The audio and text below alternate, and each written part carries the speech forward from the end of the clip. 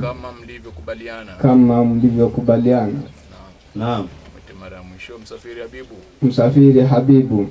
Labaika. Nimekuoza binti yangu. Nimekuoza binti wangu. Salha binti Yasini Rupia. Salha binti Yasini Rupia. Kwa idhini yangu mimi wali wake. Kwa idhini yangu mimi wali wake. Na kwa mahari yake. Na kwa mahari yake. Kama mlivyokubaliana. Na kama mlivyokubaliana. Sema naam.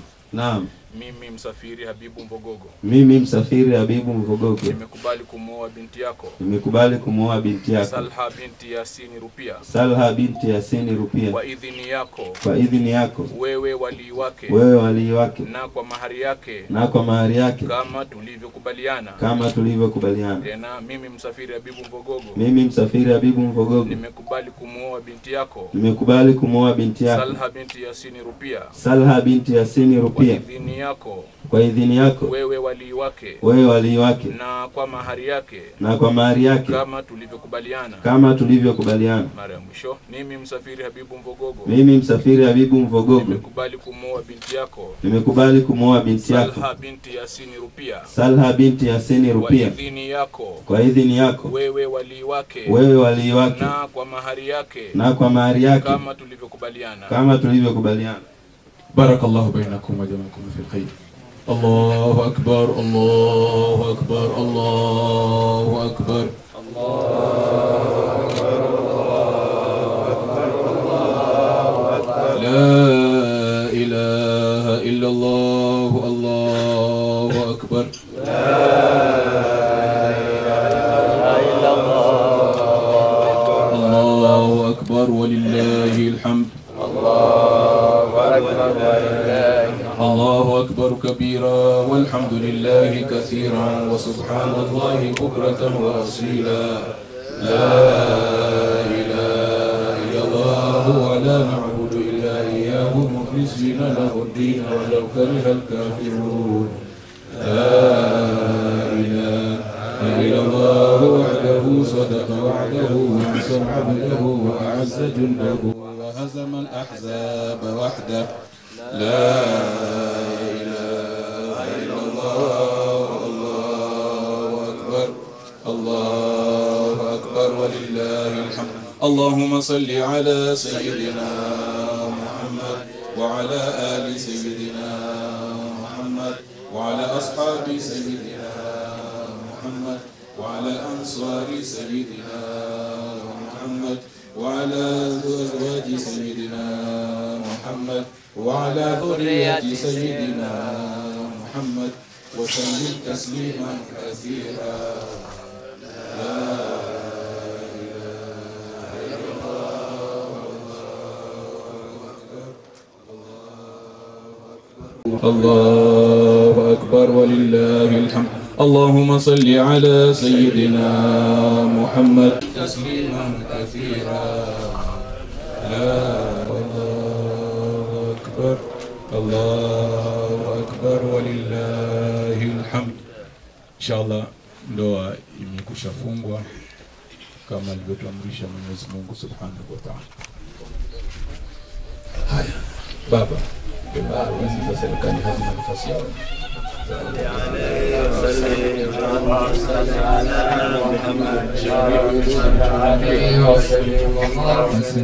اللهم صل على محمد يا رب صل عليه وسلم. اللهم صل على محمد يا رب صل عليه وسلم. اللهم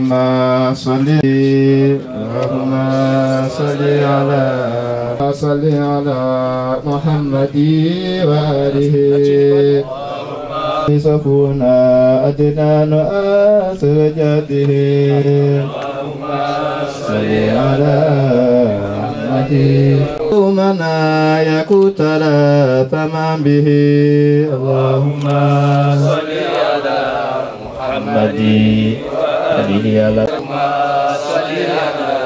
محمد وآله على محمد وآله وآله. Salum aweze kuweka mazingira sawa ya kumsogeza shekhi wetu kutupa wadhi inshallah. Ndio jambo kubwa, lakini pia katika hadhara hii pia wamehudhuria watu wakubwa. ndoa ni sunnatun madhiya wa khuluqun min akhlaqi al-anbiya. Ndoa ni desturi, ni mwenendo ambao umeanza tangu na tangu, lakini tabia miongoni mwa tabia za mitume. Jambo likinasibishwa na mitume, hilo ni takatifu, tukufu kweli kweli.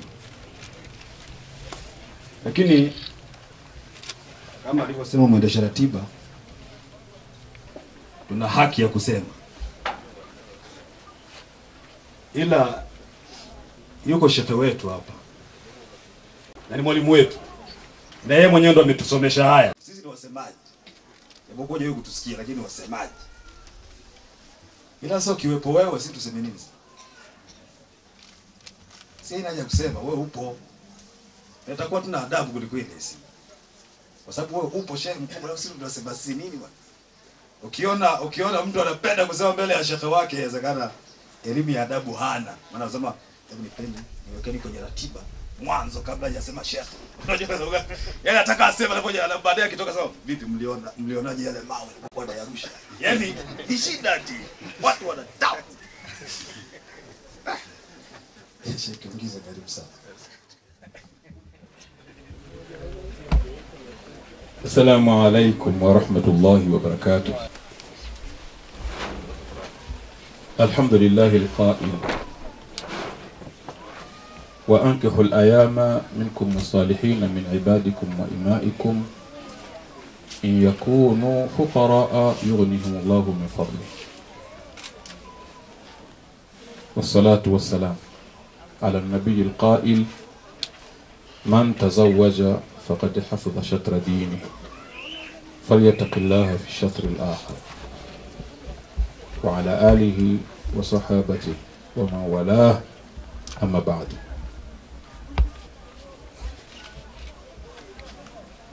Baada ya kumshukuru Mwenyezi Mungu na kumtakia rehma mtukufu wa daraja Nabii Muhammad sallallahu alaihi wasallam, kabla ya kusema lolote ni vizuri nikawashukuru pia vile vile viongozi wa eneo hili, kwa sababu vile wao ndio wenyeji, walikuwa ndio ahli wa haya. Ndio maana niliwaambia hata wahusika kwamba basi inshallah hebu mseme na wenyewe huko midamu mnanitaka mimi nilifanye hilo jambo, kwa sababu kila mahala pana watu wake.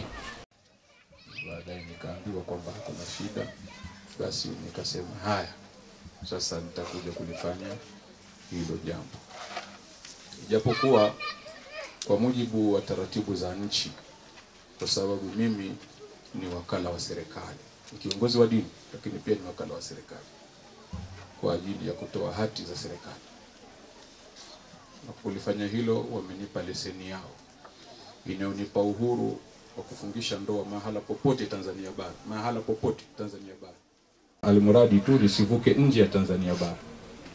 Lakini kiadabu na heshima lazima uwaheshimu wale watu wa eneo lao pamoja na hiyo leseni. Lakini ni vizuri ukachunga ile adabu, ndio pale kuna watu na ni viongozi, wana watu nyuma yao, wamewakubali, wamewakiri kwamba wanafaa kuwaongoza.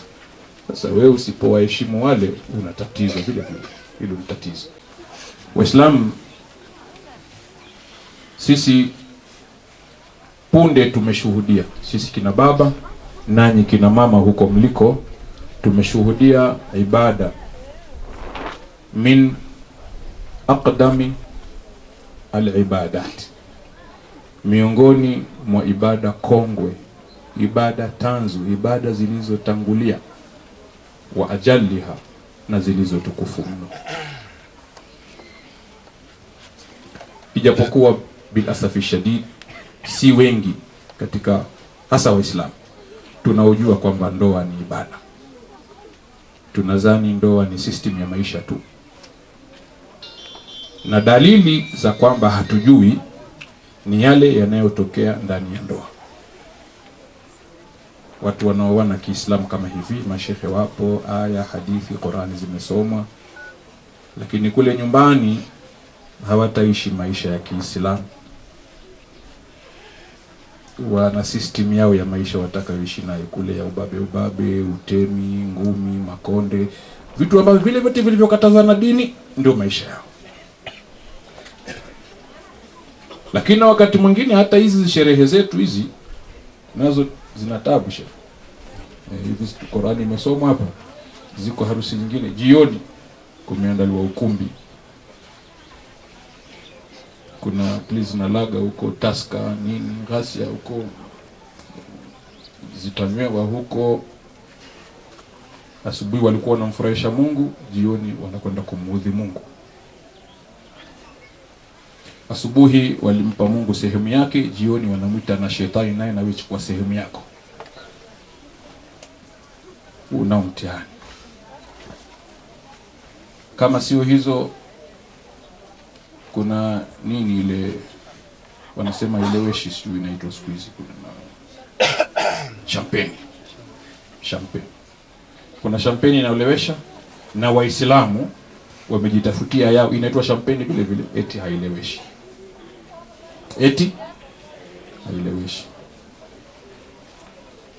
Niliwauliza Waislamu siku moja, hivi ukenda bucha unakuta nyama zimepekiwa vizuri kwenye ile mifuko ya plastiki, nyama ya nguruwe, alafu juu kuna picha ya nguruwe, lakini upande wa pili kuna nyama ya ng'ombe nayo imepekiwa vizuri, juu hakuna picha ila kumeandikwa tu nguruwe. Hivi unanunua? Au nilihamisha swali hilo kwenu, utanunua? Kwa nini na nyama ya ng'ombe? Unalikimbia jina la nguruwe? Mbona la champagne hukimbii? Na Mungu amesema wala talbisul haqa bil batil, usichanganye haki na batili. Hivi unaaminije kiwanda kilichotengeneza hiyo champagne isiolewesha? Kisa wameandika tu champagne haileweshi, na mpaka tunaona yafaa kuwanywesha maharusi wetu wa Kiislamu. Unaaminije? Hivi panga moja kwenye bucha moja ambalo upande mmoja wa bucha kuna nyama ya ng'ombe na upande mwingine nyama ya nguruwe, panga litasalimika? Sasa kiwanda hicho kitengeneze inaolewesha na isiolewesha kweli? Alioingia kule akakitoharisha nani? Ulimwona? Kilipotengeneza inaolewesha, sasa kinatengeneza isiolewesha.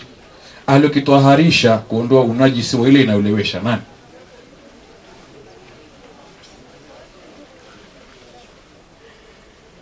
Kwa Islam nani?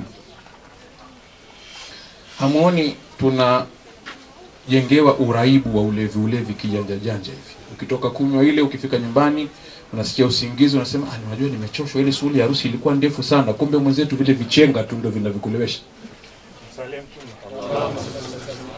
Kwa sababu kama nikimeta kile kile, kama nikimeta ni kile kile tu. Wala talbisul haqa bil batil. Viko yako manywaji yetu ya kama Wanyiramba wanafahamu, wanayo magai au sio? Hamwezi kunywa magai mpaka mnywe nini hiyo champagne. Huko mzee mna nini kunywa? Unaona watani zenu wana magai, nyinyi mna nini? Tunatengeneza magai na nyinyi, mashaallah. Kwamba kumbe ni kinywaji kinatumika la mustawa tarafain, kwamba sehemu zote mbili kinatumika kwa Wanyaturu na watani zao. Hicho tujaribu kuwaambia watu wetu, lakini kwa kutumia hikma na mawaidha mema, waachane na hayo sio yetu. Moja nje na yeye wa Kiislamu yote. Bibi harusi wa Kiislamu, kiasi ukiwekewa mtihani, kawekwa bibi harusi wa Kiislamu na asiyekuwa wa Kiislamu, chagua bibi harusi wa Kiislamu ni yupi, utafeli. Unaweza ukafeli. Ukamchagua yule asiyekuwa wa Kiislamu, wewe ukadhani ndiye Muislamu, utafeli. Na kama kumewekwa zawadi utaikosa wewe. Utaikosa hiyo zawadi. Hili nilipeleke zaidi kwa kina mama, kwa sababu nyinyi ndio mnaopamba maharusi. ndani ya Uislamu hatujaishiwa mavazi ya mabinti zetu harusi wa Kiislamu jamaa, mpaka muone mnaazima mnaiga ya kule. Sisi kina baba sio tunawapamba maharusi. Hamjawahi kuona baba harusi tumemvesha bukta kwamba baba harusi wetu, maana huyu tunadili naye sisi. Hamjawahi kuona, na inshallah biidhnillah hamtawahi kutuona ila antakuma saa kwamba baba harusi wetu sisi tumemleta hadharani kavaa bukta. Etisho imekutokea? Haiwezi kutokea, kwa sababu kidogo alhamdulillah sisi wanaume bado tunachunga ile miiko ya dini yetu. Sasa na nyinyi kina mama, hebu mtusaidie katika hilo. Maharusi wenu jama mnawavisha vibaya baya. Wavisheni Kiislamu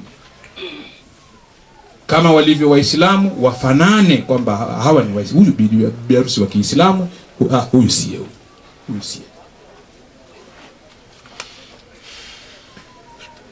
Tumeona tukipata nafasi kwenye mihadhara au minasabati kama hii tuseme, sababu tunazidi kutoka katika dini jama.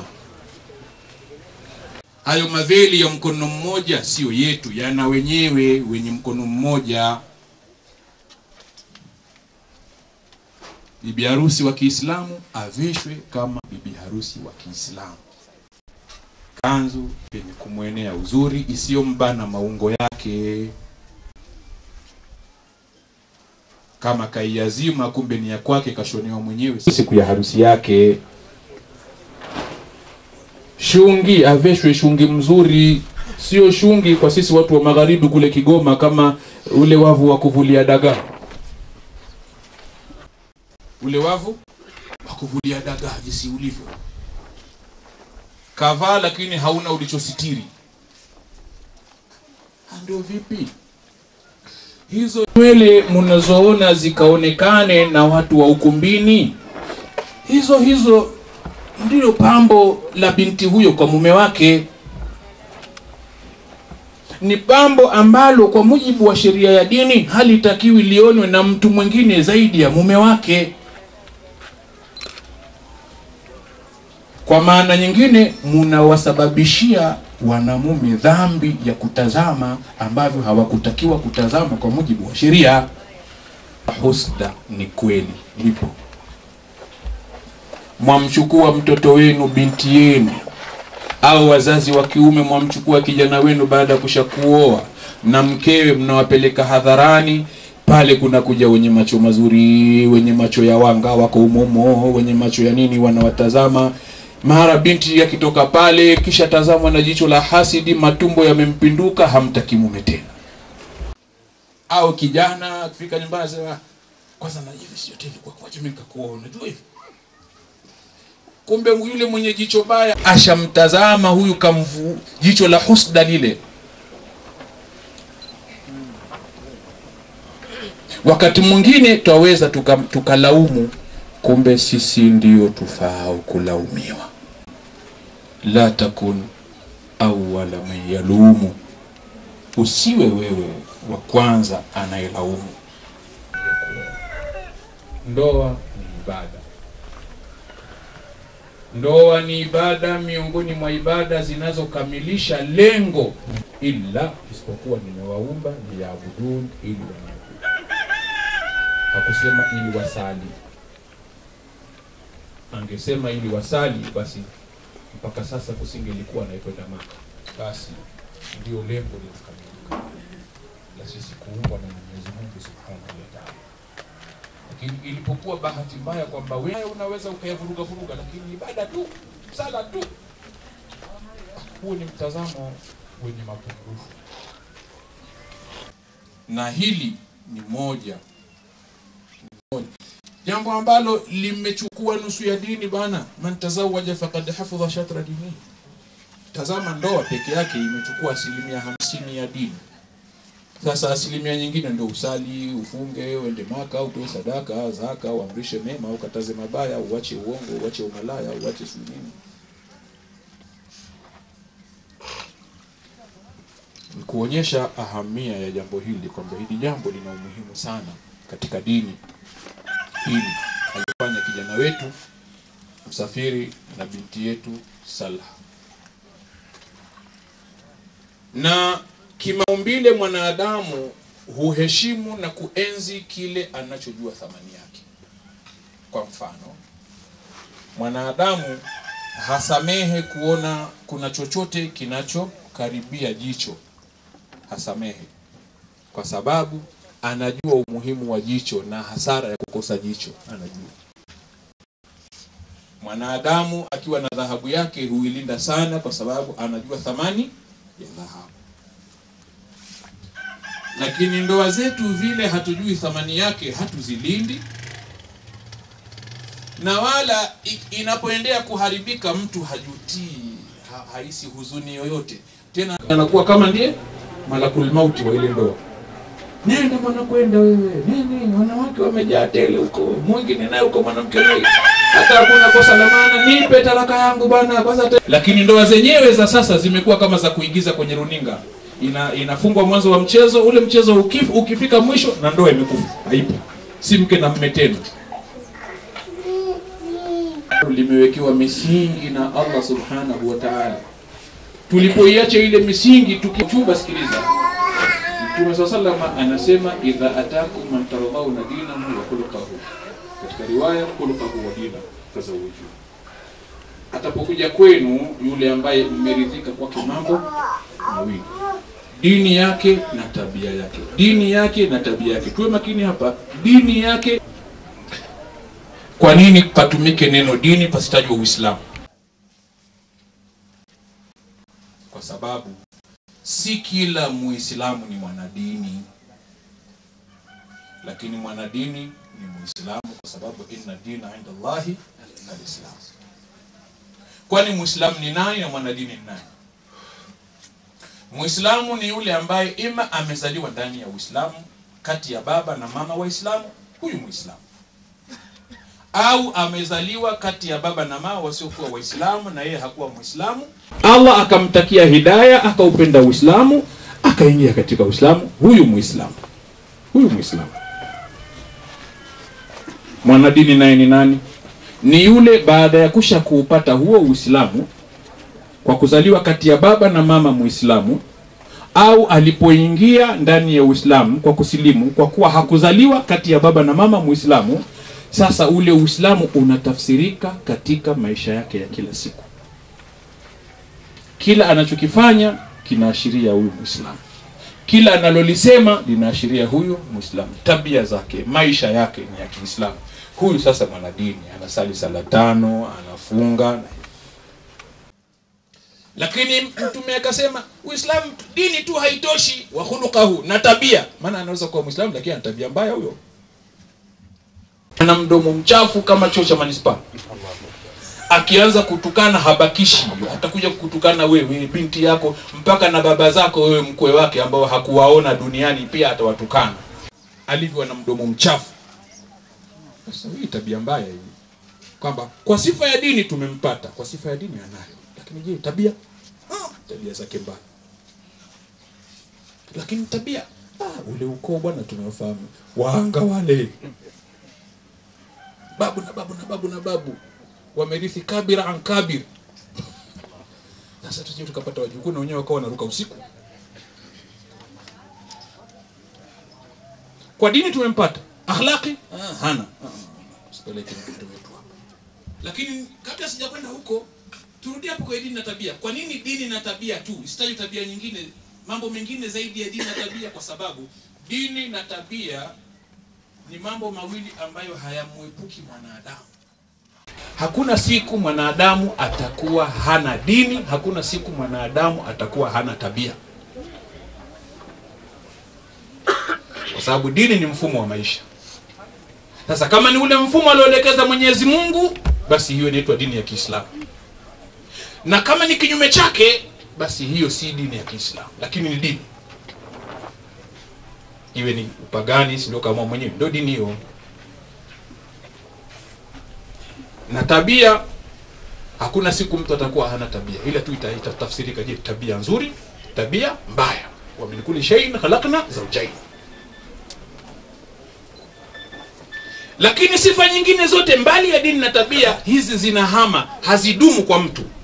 Ukimjadili kwamba huyu ana hela, hiyo sifa inahama hiyo. Tena inaweza ikahama kwake bado hajafa. Kuna siku atakuwa lofa, atakuwa hana hela huyo. Wangapi walikuwa na pesa, wakachukua mikopo, wameshindwa kulipa, mali zimekamatwa na benki zimeuzwa, leo wanaomba. Kwa sababu hii ni sifa inayohama, hii haidumu kwa mtu. Lakini Mtume sallallahu alaihi wasallam ameweka hizi sifa mbili kwa sababu hazikuepuki. Mpaka unaingia kaburini hizo sifa hazitakuepuka hizo. Sisi tunamjadili ana haisi ngapi? Kwa kule kwetu Arusha ana shimo la Tanzanite. Ana duka. Ndio. Anaweza kuwa ana shimo, anaweza kuwa ana haisi, anaweza kuwa ana duka, ana majumba. Lakini hana dini, hana tabia. Atatumia utajiri wake kumpigia binti yako. Pale akimuudhi, basi atatumia utajiri wake ndio fimbo, kwa sababu hana dini. Kwa kuwa hana dini, basi hana kinga ya kumzuia kumfanyia udhalili binti yako. Kwa sababu dini ni kinga inayomzuia mtu kumdhalilisha mtu mwingine. Walaqad karramna bani Adam. Mwenyezi Mungu amewatukuza wanadamu. Kwa maana hiyo ameharamisha mwanadamu yoyote kumdhalilisha mwanadamu mwenzie.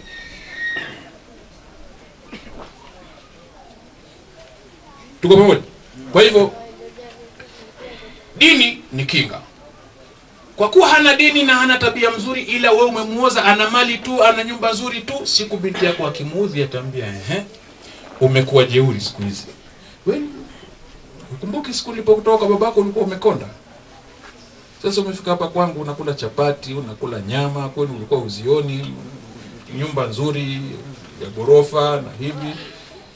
Sasa mashavu yamenenepeana, unaanza kibri. Kwa kuwa hana dini, hana tabia, hataona mwiko wa kusema hayo kumwambia binti yako. Ndio sababu kukawekwa tabia mbili, dini na tabia. Sifa hizi mbili tuziangalie. Na kwa sisi wanamume tukaambiwa sifa 4, lakini tukaambiwa moja ndio bora zaidi. Tunkahul mar'a li 4. Mwanamke aolewe kwa moja ya sifa 4. Diniha, walijamaliha, walihasabiha, walinasabiha. Kwa dini yake, uzuri wake, hadhi yake, yani ile personality yake na tabia yake. Lakini tukaambiwa fadhfar bi dhati dini taribat yadak. Mchague yule mwenye dini. Lakini sisi unaangalia yule mtoto vipi? Mweupe, mnene. Hizo sifa zinahama hizo. Anaweza kuwa mweupe akapata ugonjwa huo ukaififiza ile ngozi yake, hawamo humu. Uzuri anaweza akapata tumbo la kuharisha huyo akakonda, waoni humu, na asinenepe tena mpaka anakufa, hanenepi tena. Lakini wewe ulimjadili unene. Lakini hakuna siku atakuwa hana dini. Akonde hata kosa dini, anenepe hata kosa dini, atoke kwenye weupe awe mweusi hata kosa dini. Lakini kuna faida ya kumchagua mwanamke mwenye dini. Kwa nini? Inawezekana wewe umemchagua kwa ajili ya uzuri au mali. Kama si mashehe hivi, wavaa mikanzu hivi, unatafuta mwanamke mwenye maisha nafuu hivi. Kanzu anakunulia yeye, joho anunue yeye, kilemba anunue yeye, pengine nyumba kajenga, wewe uko pale ni mume wake tu, umemuoa. Sasa siku amekuudhi unataka kujitutumua kama mume, unaambia we. Ndio maana yao. Takurusha geti na rambo yako. Kwa kuwa hana dini, ana mali tu na uzuri tu, hataona uzito wa kukwambia we mume wake maneno hayo. Lakini inawezekana ulimuoa kwa ajili ya uzuri. Kuna sherehe ya harusi kama hivi, nataka kumwambia mke wangu basi twende, toka bwana. Bwana tangulia mimi nakuja, au ngoja mimi nitangulia utanifuata. Mke wangu twende pamoja bwana. Hapana bwana. akikutazama unapua kama yakiungiza na yeye mweupe, anaona huyu nifuatane naye twende wapi huyu? Aibu. Uzuri wote ulionao nifuataye na jitu namna hii. Ulimchagua kwa ajili ya uzuri, lakini hana dini, ila Muislamu tu. Si mwana dini, ila Muislamu tu. Lakini akiwa na dini utaona leo bahati gani leo. Mungu anataka tutoke pamoja. Alhamdulillah rabbil leo nimebahatika. Mwenyezi Mungu atuzindue. Amin. Katika usingizi wa walioghafilika, ili tuondoke huko, turudi katika misingi aliyotuacha Mtume sallallahu alayhi wasallam, kama alivyotuambia mwenyewe, taraktukum ala almahajjati albayda, nimekuacheni kwenye njia iliyo nyeupe, lailuha kanahari, mchana wake ni kama usiku wake, wala yazighu anha ila halik, na hawezi akapotea kunako njia hiyo isipokuwa yule anayetaka kuangamia.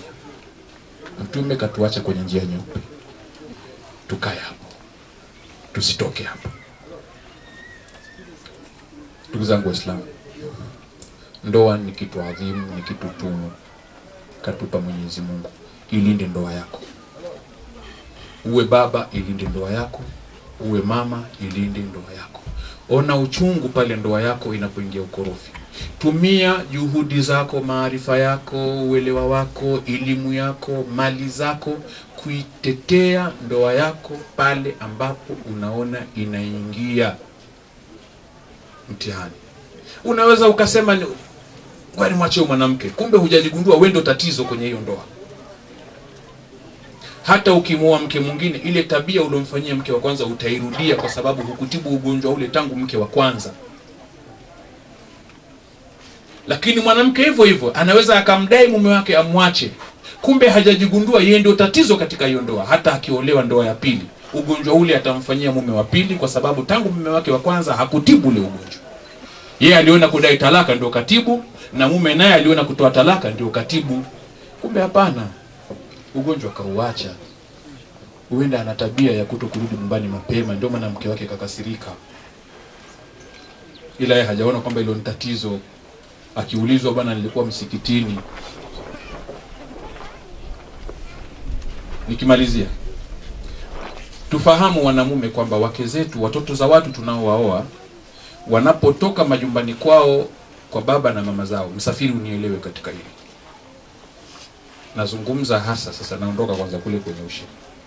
Unafahamu, kwa upande mwingine mie babako, kwa sababu baba yako marehemu Bwana Habibu, Mungu amlaze mahali pema, alikuwa ni rafiki yangu zaidi.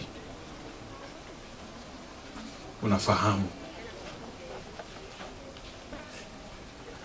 Kwa maana hiyo, huyu mtoto wa watu Salha anakuja kwako, na sisi wengine wote wake zetu walipotoka kwa baba zao wakaja kwetu, hawafuati vitanda vyetu, hawafuati majumba yetu, hawafuati magari yetu, hawafuati TV zetu, wanatufuata sisi. Na walipotufuata sisi, hawakutufuata kwa sababu sisi ni wanamume. La, hata baba zao ni wanamume, kaka zao wanamume, babu zao wanamume, wajomba zao wanamume. Lakini wao ni wanamume ambao kuna jambo Mungu kawakataza wasimtendee yule binti.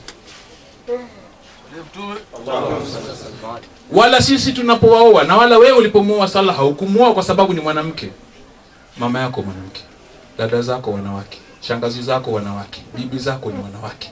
Lakini hao ni wanawake ambao kuna jambo Mungu kawakataza wao wasifanye kwako. Sasa ulipofika wewe msafiri wa ndugu yetu Bwana Yasini Rupia, mwanamume, lakini wewe jambo hilo Mungu hakukukataza, wakainua mikono kwa Mungu, alhamdulillah, haya bwana, chukua bwana,